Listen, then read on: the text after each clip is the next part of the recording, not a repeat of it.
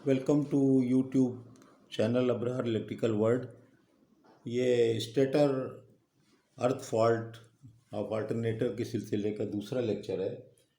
और मैंने उसमें पहले वाले में बताया था कि 95% of the winding can be protected for earth fault, यानी 95% ऑफ द स्टेटर वाइंडिंग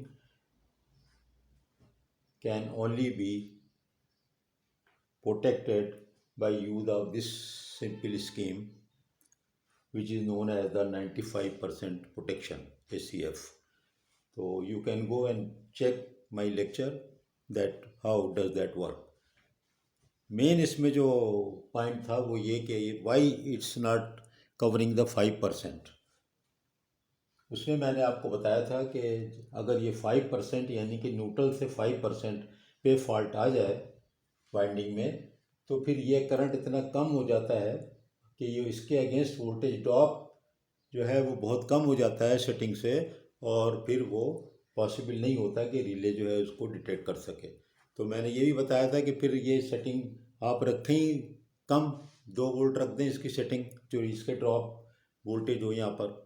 तो बात ये थी कि कुछ ना कुछ अनबैलेंस तो सिस्टम में होता है, कोई इनहेरेंट भी होता है, कोई जो है वो लोड की वजह से, कोई सिस्टम में किसी प्रॉब्लम की वजह से अगर वोल्टेज में कोई थोड़ा बहुत फ़र्क आ जाएगा तो फिर इसका मतलब ये होगा कि वो रिले ऑपरेट हो जाएगी। तो ओवर सेंसिटिव ना हो जाए और खामखा ना ऑपरेट हो जाए, क्योंकि अल्टरनेटर को ये आप देखें ना, पावर प्लांट की बात हो रही है, 200 मेगावाट 250 मेगावाट का जनरेटर, ये कोई ट्रांसफार्मर की बात नहीं हो रही है। किसी एक 100-150 MVA का ट्रांसफार्मर 20-25 लगे हुए हैं और उसमें से एक ट्रिप हो गया तो कंटीजेंसी भी है। ये जो पावर प्लांट का मामला है ये बड़ा ही ख़तरनाक है, और बहुत ज़्यादा इससे डैमेजेस के अलावा बहुत ज़्यादा एरिया ब्रेकडाउन भी हो सकता है। तो मैंने आपको उस पहले वाले लेक्चर में बताया था कि ये पॉसिबिलिटी है कि हम इस 5% को किसी और तरीके से कवर कर लें। हाँ, ये बात याद रखें कि जो 5% वाली स्कीम यूज़ करते हैं, तो इसका ये मतलब हरगिज़ नहीं है कि आप इसको यूज़ ना करें। दोनों स्कीमें जो है ना वो अप्लाई करते हैं, साथ साथ दोनों ही इंतज़ाम कर दी जाते हैं, वो मैं इसमें आपको एक्सप्लेन कर दूंगा। तो ये 5% के लिए जो तरीका इस्तेमाल किया जा रहा है उसमें हम थर्ड हार्मोनिक्स का इस्तेमाल कर रहे हैं। हार्मोनिक्स के ऊपर मेरे काफ़ी लेक्चर मौजूद है, आप देखें तो प्ले लिस्ट में भी हैं। तो हार्मोनिक्स आपको पता है कि वो multiple of the fundamental frequency, third का मतलब ये है कि उसकी 150 साइकिल पर सेकेंड उसकी फ्रीक्वेंसी होगी। और ये ट्रांसफार्म जनरेटर के अंदर देखिए 100% परफेक्ट जनरेटर नहीं बना सकते हैं, कुछ ना कुछ हार्मोनिक्स आप उसके अंदर देखें। जनरेटर में मैंने salad harmonics, distortion, space harmonics और बहुत से तस्करे पे मैंने लेक्चर बनाए हुए हैं। तो इसका मतलब है कुछ ना कुछ तो होता है ना हार्मोनिक्स। तो वो आमतौर पे 1% या उससे कम पे उसको हम महदूद कर सकते हैं, इस तरह का डिज़ाइन इतना बेहतर कर सकते हैं कि 1% हो। वही जो 1% है उसको ही इस्तेमाल कर रहे हैं अपने फ़ायदे के लिए, बजाय कि वो नुकसान पहुंचाए।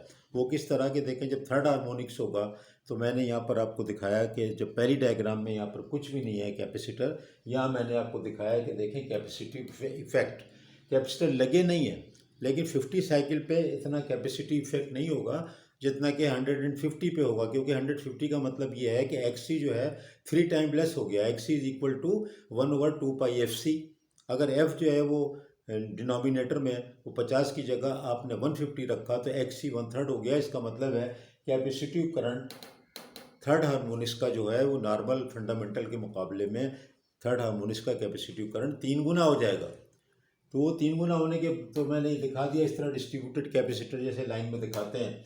इसका मतलब ये है कि अगर मैं यहाँ से इसका वोल्टेज थर्ड हार्मोनिक्स यहाँ से यहाँ पर फॉल्ट आए तो थर्ड हार्मोनिक्स अगर आप गौर करें तो ये पूरा का पूरा ये नॉर्मल थर्ड हार्मोनिक्स यहाँ से फुल होने लगेगा। लेकिन अगर ये फॉल्ट जो है जैसे मैंने बताया कि यहाँ पर आ जाए 5% से लेस उसमें, पर कोई 3% पे आ गया, 3%, तो अब यहाँ पर अगर आप गौर करें तो ये 3% पे जो आ गया, तो फिर इसको जो थर्ड हार्मोनिक्स का जो करंट इसमें फ्लो होगा वो शुरू के जो कैपेसिटी इफेक्ट है उसकी वजह से होगा।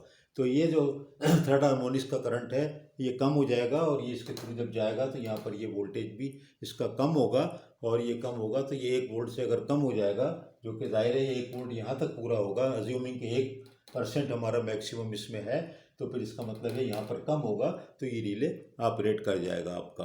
लेकिन इसका ये मतलब नहीं है कि खाली इसको इस्तेमाल करें, क्योंकि देखो अगर ये फॉल्ट अब इसमें इस वाली स्कीम में इसका उल्टा है, ये यहाँ पर ऑपरेट नहीं कर रही ना, ये वाली जो है कैपेसिटी वाली इधर फॉल्ट आ जाएगा तो यहाँ पे ऑपरेट नहीं करेगी। क्यों ऑपरेट नहीं करेगी? नहीं यानी कि चांसेस है नहीं करेगी, क्योंकि देखो यहाँ तो इसको हार्मोनिक्स वही का वही मिल रहा है जो कि 1 वोल्ट ही हो जाएगा तकरीबन, या 9.995 हो जाएगा, 0.99 हो जाएगा।